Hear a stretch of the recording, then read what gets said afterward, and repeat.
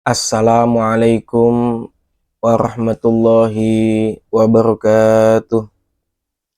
Ila hadratin nabiyil mustafa sayyidina wa maulana Muhammadin sallallahu alaihi wasallam wa ala alihi wa sahbihi wa dhurriyyatihi wa auladihi wa azwajihi thumma khususan khassa li hadrati syekhina wa murabbi ruhina Syekh Abdul Karim Nirbaya Syekh Marzuki Dahlan Nirbaya Syekh Mahrus Ainun Nirbaya Syekh Ahmad Idris Marzuki Nirbaya Syekh Khadijah Diniyah thumma khususan Irsyad terus yang benturan banyak Abdul Aziz Mansur Batil Qawm Annallaha yu'li darajatim fil jannah wa yu'idu alaina min barakatihim wa karamatihim wa asrarihim wa anwari ma'lumihim wa nafahatihim fid dini wa dunya wal akhirah. Al-Fatihah. A'udzu billahi minasy syaithanir rajim. Bismillahirrahmanirrahim. Alhamdulillahi rabbil alamin. Ar-Rahmanir Rahim. Maliki yaumiddin. Iyyaka na'budu wa iyyaka nasta'in. Ihdinas siratal mustaqim. Siratal ladzina an'amta 'alaihim ghairil maghdubi 'alaihim waladdallin. Rabbi ighfirli wa liwalidayya wa lil mu'minina amin.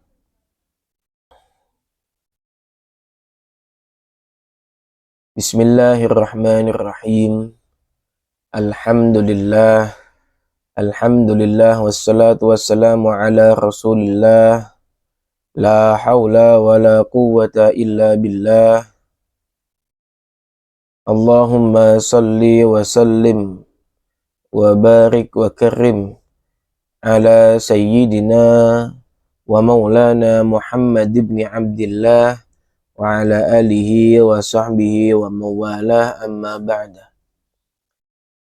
Qala Allah Ta'ala fi kitabihil karim, a'udzu billahi minasy syaithanir rajim. Wa lanabluwannakum bisyai'im minal khawfi wal ju'i wa naqsim minal amwali wal anfusi wath thamarat wa basyiris sabirin. Wa qala Rasulullah sallallahu alaihi wasallam, inna 'idhamal jazaa'i ma'a 'idhamil bala' wa inna Allaha idza ahabba qauman ibtalahum faman radiya falahu ridha wa man sakhita falahu sakhtu. Al-Hadits. Ibu-ibu yang dirahmati oleh Allah, alhamdulillahi rabbil alamin. Segala puji mari kita panjatkan kehadirat Allah Subhanahu wa Ta'ala atas segala limpahan rahmatnya, atas segala karunia-Nya. Alhamdulillahirabbil alamin, kita semua bisa berkumpul, bisa bermuajahah, kita semua bisa saling bertatap muka di pengajian rutinan kita setiap minggu siang dalam keadaan sehat walafiat tanpa suatu halangan apapun. Salawat serta salam semoga selalu tercurahkan kepada junjungan kita Nabi Agung Nabi Muhammad sallallahu alaihi wasallam. Mudah-mudahan kelak kita mendapatkan syafaatul uzma di yaumil qiyamah. Amin amin ya rabbal alamin.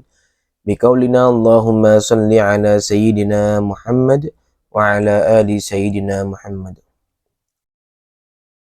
Ibu-ibu yang dirahmati oleh Allah, sebagaimana yang telah saya buka dalam muqaddimah awal tadi, bahwasanya Allah Subhanahu wa Ta'ala berfirman, وَلَنَبْلُوَنَّكُمْ مِنَ الْخَوْفِ وَالْجُوعِ وَنَقْصٍ مِنَ الْأَمْوَالِ وَالْأَنْفُسِ وَالثَّمَرَاتِ وَبَشِّرِ الصَّابِرِينَ.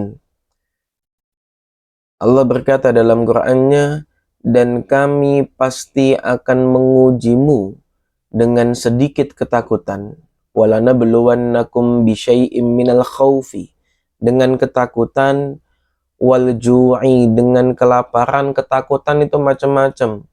Takut nggak punya uang, takut nggak punya anak, takut nggak punya istri, takut nggak punya suami, takut nggak lulus sekolah, takut nggak dapat pekerjaan, takut punya penyakit ini, takut meninggal di usia dini, dan yang lain sebagainya. Semua ketakutan itu adalah ujian yang Allah berikan.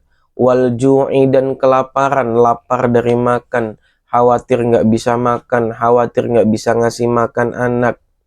wa naqsim minal amwal, dan kekurangan harta, khawatir nggak punya uang, khawatir nanti dagangannya nggak laris, khawatir nanti dagangannya nggak laku, khawatir nanti berbagai kekhawatiran tentang harta dan dunia.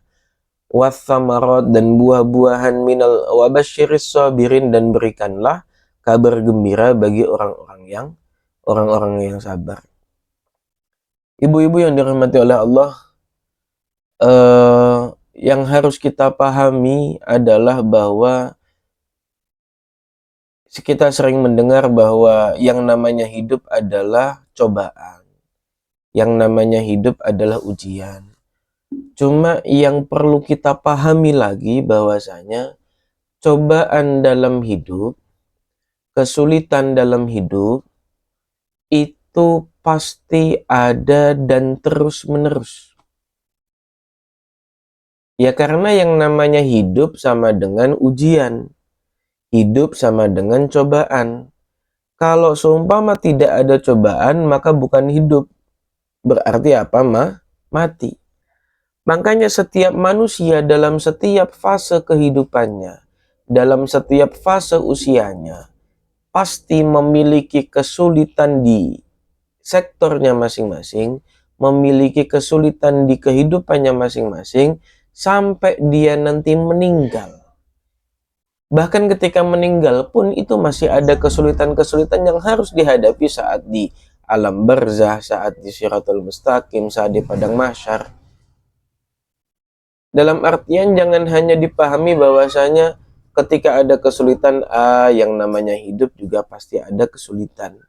Cuma ketika kesulitannya itu terus-menerus ada, kesulitannya itu terus-menerus ditingkatkan, kesulitannya itu terus-menerus nggak berhenti, kemudian putus asa, hidup saya kok sulit terus. Cobaan ini ganti cobaan yang lain, masalah ini ganti masalah yang lain. Nggak ada habisnya ya, karena memang dunia itu tempatnya cobaan. Dunia itu tempatnya kesulitan. Kesulitan itu harus dipahami sebagai kondimen, sebagai sesuatu yang memang harus ada di dalam setiap kehidupan, dalam setiap fase kehidupan. Ada seorang anak sekolah, mulai dari sekolah dia mikir kelas 1 SMA, kelas 2 SMA, kelas 3 SMA. Di setiap fase jenjangnya pasti ada kesulitannya masing-masing.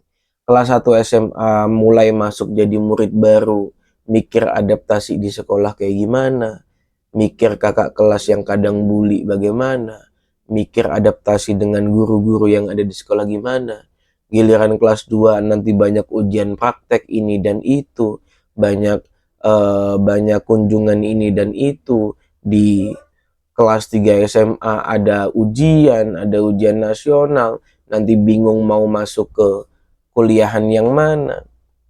Giliran udah kuliah bingung mikir bayaran. Giliran udah nanti semester 7, semester 8 bingung mikir skripsi. Udah skripsi, udah wisuda, bingung apa? Bingung mikir dapat kerjaan. Dapat kerjaan dari mana? Ditanyain orang-orang udah dapat kerja belum? Daripada bingung ditanyain orang mulu, udah langsung aja ambil S2 supaya pas tanyain sama orang udah dapat kerja apa belum, saya masih S2. Giliran S2 langsung mikir tesis, langsung mikir ujian, mikir bayaran, bingung lagi. Udah wisuda, ditanyain lagi sama orang-orang, udah dapat kerja apa belum? Percuma S2 kalau tidak dapat kerja. Semua pertanyaan-pertanyaan itu nggak ada habisnya, Ibu. Nanti kalau sudah S2, S3 selesai, nikahnya kapan? Udah selesai nikah, udah punya istri, hamilnya kapan? Udah hamil, punya anak 2, kok laki-laki semua, ceweknya kapan? Udah punya cewek, udah punya cowok, anak-anaknya udah lengkap, giliran anaknya nakal semisal. Anaknya kok kurus, anaknya kok gemuk, anaknya kok hitam, anaknya kok jelek. Maka kehidupan ini nggak akan ada habisnya, Ibu. semua kesulitan yang ada dalam hidup kita, semuanya itu tidak akan ada habisnya, tidak akan ada sempurnanya kalau seumpama kita tidak menyempurnakan hati kita. Tidak akan ada sempurnanya kalau kita tidak menyempurnakan sabar kita. Tidak akan ada sempurnanya kalau kita tidak menyempurnakan rasa terima kita terhadap apa yang telah Allah berikan. Maka banyak yang bilang hidup itu nggak susah. Yang susah itu ngikutin omongan orang. Orang-orang itu selalu membanding-bandingkan hidup kita dengan hidup orang lain. Sementara mereka tidak akan tahu kesulitan masing-masing dari kita. Semuanya nggak akan ada yang tahu. Yang tahu kesulitan hidup keluarga kita, diri kita, itu ya cuma kita saja. Maka jangan pernah mengikuti ucapan omongan orang lain demi mendapatkan kesempurnaan hidup. Dikatakan, diriwayatkan bahwasanya kita mencari kesempurnaan dari ucapan orang lain, wallahi tidak akan sampai, tidak akan bisa kita mencapai kesempurnaan tersebut. Kenapa? Karena ridhon nas, karena kesempurnaan menurut manusia itu akan berbeda-beda dan gak akan ada habisnya. Ini sebabnya kita sendiri sebagai manusia, kita pasti akan selalu mencari kesempurnaan dalam hidup kita. Dulu nggak punya pekerjaan, udah dikasih pekerjaan, minta doa sama Allah, ya Allah saya minta pekerjaan yang enak, yang rezekinya banyak. Udah dikasih tempatnya enak, rezekinya banyak, minta rumah. Udah dikasih rumah, minta rumahnya cakep, tingkat. Udah dikasih cakep, tingkat, minta kerjaan yang baru. Udah dikasih kerjaan yang baru, minta apa? Permintaan kita nggak akan ada habisnya. Namun Allah mengatakan bahwa diiringi setiap permintaan yang kita minta kepada Allah, diiringi dengan rasa syukur, diiringi dengan rasa qanaah, dengan rasa menerima, maka hidup kita nggak akan sulit. Orang-orang punya mobil, kita nggak punya mobil, punyanya motor, alhamdulillah. Sambil alhamdulillah, habis sholat sambil doa, ya Allah, kalau bisa saya punya mobil, ya Allah, saya butuh mobil, ya Allah, satu aja ya Allah, mudah-mudahan saya bisa kebeli itu mobil. Doa sambil bersyukur, alhamdulillah ya Allah, Engkau sudah kasih saya motor, saya masih bisa riwa-riwi ke sana ke sini, saya masih bisa pergi ke sana ke sini, alhamdulillah. Tapi kalau bisa nambah mobil ya Allah. Nah, jadi ada permintaannya, ada syukurnya. Jangan sampai kita hanya terus meminta, jangan sampai kita hanya terus mengoreksi apa yang tidak kita punya, akan tetapi kita lupa atau bahkan berpotensi kehilangan terhadap apa yang sudah kita punya. Kita punya apa semuanya ini? Ayo kita hitung. Apa rizki yang Allah telah berikan kepada kita sampai di usia kita sekarang? Kita hitung. Kita hitung dalam bentuk kita nanti mau syukur sama Allah. Kita mau syukur sama Allah.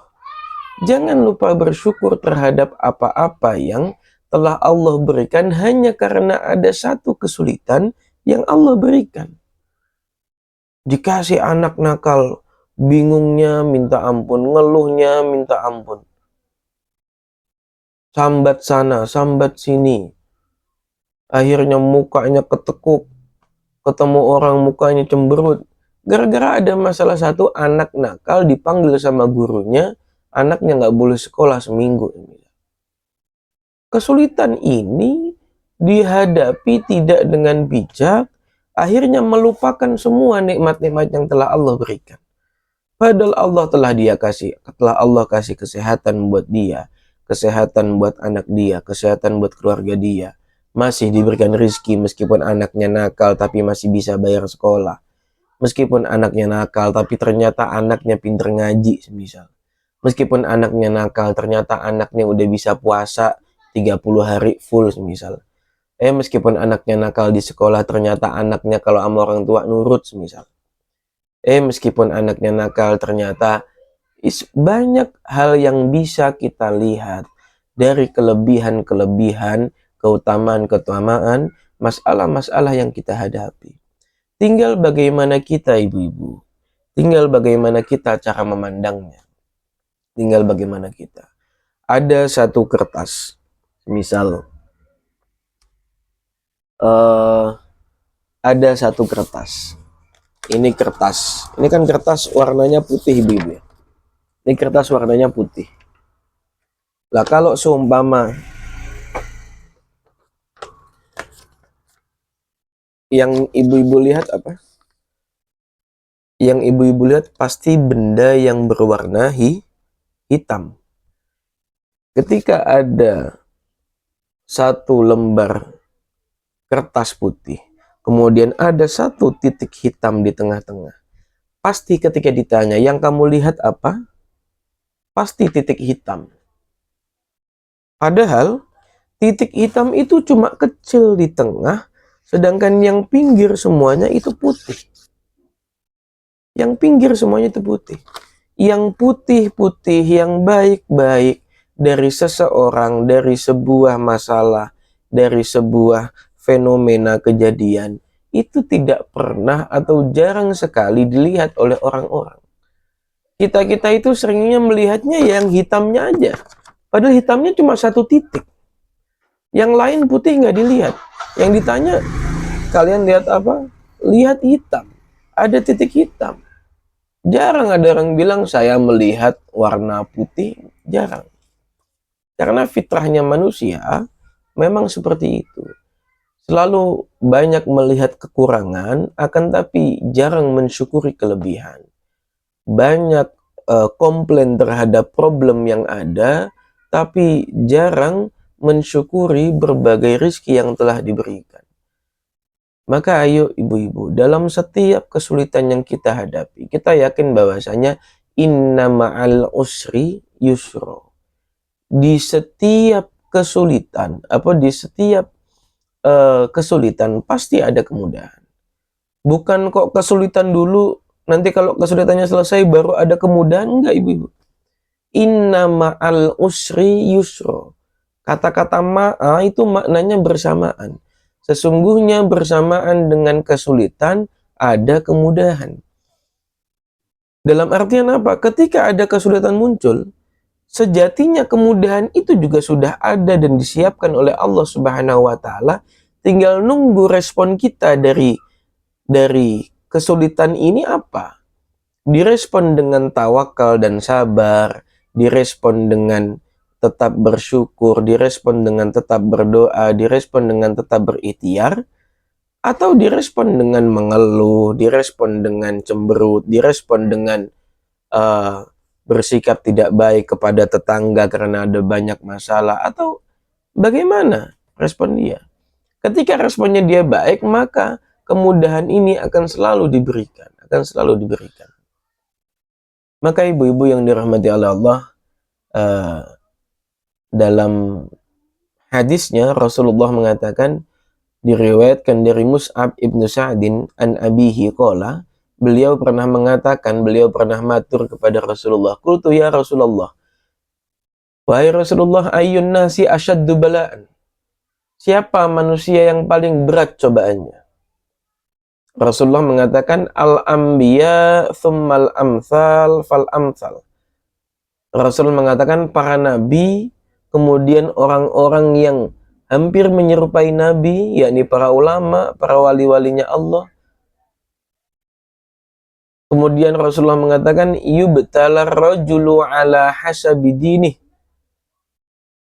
Fa in kana dinuhu sulban ishtadda bala'uhu wa in kana fi dinihi riqqatun ubtuliya ala hasabi dinihi. Seseorang itu akan diuji sesuai dengan kadar kekuatan keimanannya. Seseorang akan diuji, akan diberikan cobaan sesuai dengan seberapa kuat dia memegang agamanya. Fa in kana dinuhu sulban, kalau agamanya itu kuat, ishtadda bala'uhu, akan semakin besar balanya, akan semakin besar cobaannya, akan semakin besar kesulitannya. Wa in kana fi dinihi riqatun, kalau agamanya tipis, kalau agamanya itu lemah, maka ubtuliya ala hasabi dinihi, dia pun juga akan diberikan kesulitan-kesulitan, akan diberikan cobaan-cobaan yang ringan-ringan saja. Fama yabrahul bala'u bil 'abdi hatta yatrakahu yamshi 'alal ardi wa ma 'alaihi min khati'ah. Cobaan akan terus menimpa orang-orang, akan menimpa setiap hamba sampai dia berjalan di muka bumi ini dalam keadaan tidak memiliki dosa sama sekali. Dalam hadis ini kita bisa pahami ibu-ibu bahwasanya, pertama, kalau seumpama kesulitan dan cobaan kita itu tidak ada hentinya, kalau seumpama cobaan kita itu setiap tahun pasti ada dan mungkin terus meningkat, maka percayalah bahwasanya Allah sedang meningkatkan tingkat keimanan kita. Dikasih cobaan level 1, alhamdulillah sabar. Naik kelas, masuk ujian tingkat 2, alhamdulillah lulus masih sabar. Masuk lagi ujian level 3, alhamdulillah bisa tawakal. Terus naik. Maka sejatinya semakin besar cobaannya dan responnya itu juga baik, maka sejatinya dia sedang diangkat oleh Allah dalam derajat yang tinggi. Begitu pula orang-orang yang mungkin secara zahir tidak memiliki cobaan apa-apa. Mungkin hidupnya damai-damai saja. Mungkin uangnya, hartanya melimpah tanpa satu kurang apapun. Dan yang lain sebagainya. Bisa jadi karena memang Allah tahu ini orang kalau dikasih cobaan masalah harta, maka imannya lemah. Bisa jadi dia meninggalkan Allah dan berpaling dari agama Islam. Maka supaya Islamnya tetap, supaya imannya tetap, nggak dikasih cobaan berupa harta, dikasih cobaan berupa anak semisal, atau dikasih cobaan berupa sakit semisal, ya macam-macam.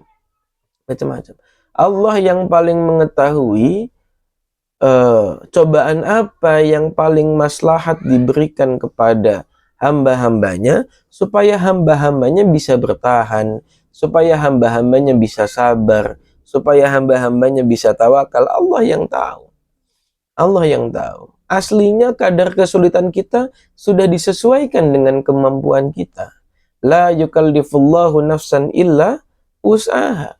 Allah tidak akan memberikan kesulitan, memberikan permasalahan, kecuali kesulitan dan permasalahan itu sesuai dengan kemampuan kita.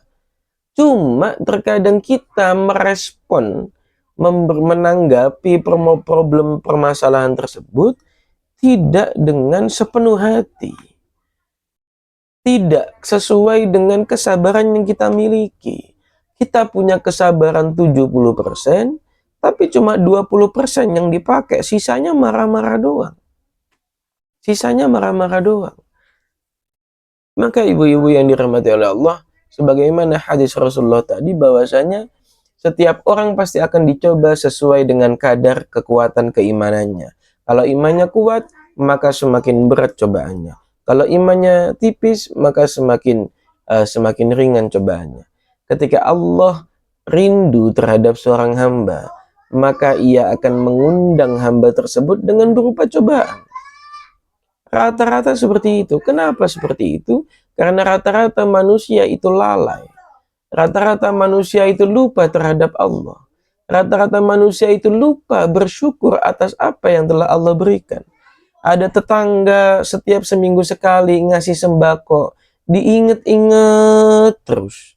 Setiap pertemuan diceritain terus. Setiap ketemu sama orang diceritain mulu. Tapi Allah yang tiap hari ngasih nafas kita, kapan kita ingat sama Allah? Allah yang tiap hari ngasih rizki kita, jarang kita ingat sama Allah. Allah yang tiap hari ngasih makan buat kita, pendengaran kita, nikmat mata kita, semua kenikmatan yang kita nikmati semuanya Allah kasih per detik, per menit, per jam, per hari. Tapi syukur kita kepada Allah masih kurang. Tapi rasa menerima kita terhadap Allah masih kurang. Mengingat kita terhadap Allah masih kurang. Maka ayo ibu-ibu, saya mengajak diri saya sendiri dan ibu-ibu sekalian dalam pertemuan kali ini, dalam semua kesulitan, problem yang kita hadapi, ayo kita pandang dari dua sisi. Sisi yang pertama adalah kita tetap berikhtiar untuk menyelesaikan problem tersebut. Poin yang kedua adalah kita tetap berdoa supaya masalah tersebut selesai. Poin yang ketiga, kita tetap bersyukur. Bersyukur terhadap terhadap problem yang diberikan kepada kita. Karena di satu sisi, kita telah diberikan banyak nikmat oleh Allah dan kita sedang diuji kesabarannya oleh Allah. Maka mintanya bukan masalahnya dihilangkan, tapi minta supaya imannya dikuatkan, minta supaya yang imannya ditambahkan, minta supaya kekuatannya ditambah, sehingga bisa menyelesaikan masalah tersebut. Kemudian Rasulullah melanjutkan dalam hadisnya, "Fama yabrahul bala'u bil 'abdi hatta yatrakahu yamshi 'alal ardi wa ma 'alaihi min khati'ah." Dan cobaan yang akan menimpa seorang hamba akan terus ada. Dengan berbagai jenis cobaan, dengan bermacam-macam sektor, dengan berbagai bentuk cobaan akan selalu menimpa manusia sampai manusia itu berjalan di muka bumi ini tanpa memiliki kesalahan apapun. Dalam artian, setiap cobaan yang diberikan kepada kita, kalau seumpama kita sabar, maka sedikit demi sedikit dosa-dosa yang kita miliki, kesalahan-kesalahan yang kita miliki kepada Allah Subhanahu wa taala itu juga diampuni oleh Allah Subhanahu wa taala. Catatan-catatan buruk kita selama ini itu satu persatu juga dihilangkan oleh malaikat. Satu persatu kesalahan kita dimaafkan oleh Allah Subhanahu wa taala. Maka banyak para ulama menginginkan kalau meninggal pengennya tidak meninggal dalam keadaan kaget. Tapi kalau meninggal pengennya wafatnya itu dalam keadaan sakit terlebih dahulu. Kenapa? Karena di saat sakit, dosa-dosa kita itu sedang dicuci sama Allah Subhanahu wa taala. Dosa-dosa kita sedang dibersihkan. Karena kita dikasih cobaan oleh Allah berupa sakit dan kita sabar. Maka dosa-dosa kita akan diganti dengan pahala sabar oleh Allah Subhanahu wa taala sehingga ketika menjelang ajal menjemput, dosa kita tinggal sedikit atau bahkan dosa kita hilang sama sekali. Maka kesulitan-kesulitan yang kita hadapi selama kita meresponnya dengan sabar, insya Allah pahala sabar itu selain menjadi tabungan kita, juga bisa menjadi penebus dosa-dosa dan kesalahan kita di waktu yang masa lalu. Amin amin ya rabbal alamin. Ibu-ibu yang dirahmati oleh Allah, mungkin cukup sekian apa yang bisa saya sampaikan, mudah-mudahan bermanfaat. Ayo kita berdoa, mudah-mudahan kita selalu diberikan sabar oleh Allah Subhanahu wa taala. Mudah-mudahan kesulitan-kesulitan, problem-problem, masalah-masalah yang kita hadapi, mudah-mudahan kita diberikan kekuatan tambahan untuk menghadapinya. Kita diberikan kekuatan tambahan untuk mengatasinya. Mudah-mudahan anak-anak kita sehat, mudah-mudahan suami-suami kita sehat, istri-istri kita sehat, mudah-mudahan kita semuanya juga diberikan sehat oleh Allah Subhanahu wa taala. Mudah-mudahan kita bisa memandang ada inna ma'al usri yusro, bahwasanya di setiap kesulitan pasti ada kemudahan. Mudah-mudahan kita menjadi orang yang qanaah, yang selalu menerima dan bersyukur atas apa yang telah Allah berikan. Mudah-mudahan kita menjadi orang yang sabar.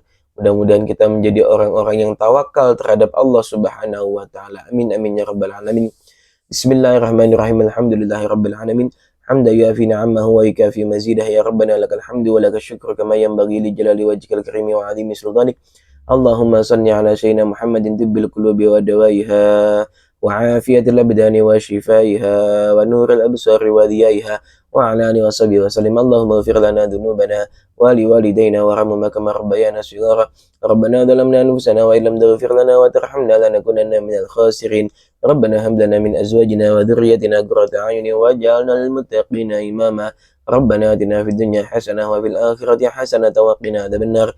وصلى الله على سيدنا محمد النبي الأمي وعلى آله وصحبه وسلم والحمد لله رب العالمين. بسر الفاتحة. أعوذ بالله من الشيطان الرجيم. بسم الله الرحمن الرحيم. الحمد لله رب العالمين الرحمن الرحيم مالك يوم الدين إياك نعبد وإياك نستعين اهدنا الصراط المستقيم صراط الذين أنعمت عليهم غير المغضوب عليهم ولا الضالين. رب اغفر لي ولوالدي وللمؤمنين آمين. Kurang lebihnya mohon maaf. Wal afu minkum. Assalamualaikum warahmatullahi wabarakatuh.